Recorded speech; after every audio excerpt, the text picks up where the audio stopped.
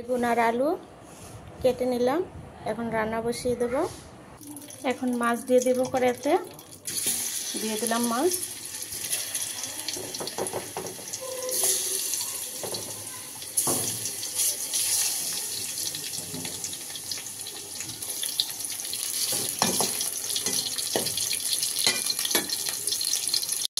মাছ ভাজা হয়ে গেল, এখন উঠিয়ে নেব। মাছ ভাজা হয়ে গেল, এখন মাছ উঠিয়ে নেব।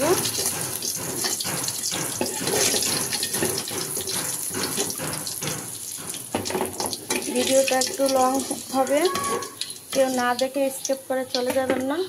মাছ উঠিয়ে নিলাম।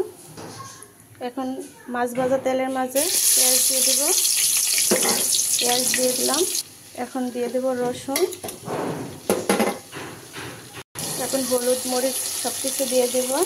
আমি একটা বাটিতে নিয়েছি। সামান্য একটু ঝোল দিয়ে দেব। এখন সবজিগুলো দিয়ে দেব। বেগুন, সাথে আলু আছে। বেগুনের সাথে কয়েকটা আলু দিয়েছি।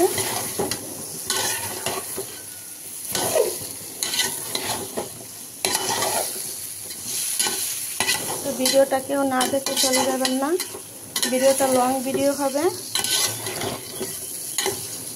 লং ভিডিও বলে না দেখে চলে যাবেন না স্কিপ করে। ভিডিওটা ফুল দেখে লাইক কমেন্ট দিয়ে সাথে পাশে থাকবেন।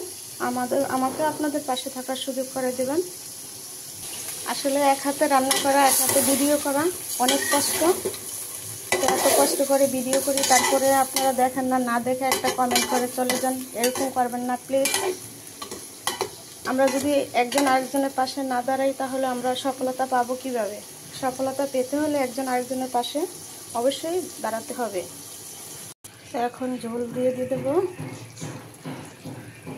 ঝোল বেশি দেবো না, যেহেতু বেগুন তরকারি পরিমাণ মতো দেব।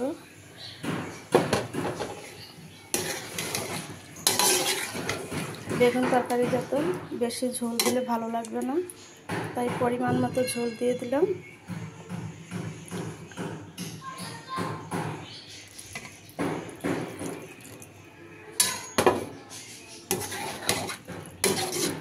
তরকারি বলক আসলে তারপরে মাছ দেব। এখন মাছ দেব না। তো এখন মাছ দিয়ে দেব। মাছগুলো দিয়ে দিলাম।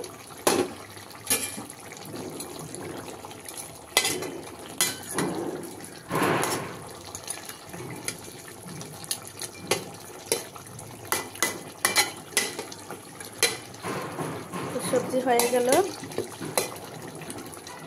রান্নাটা সবাই লাইক কমেন্ট শেয়ার দিয়ে পাশে থাকবেন।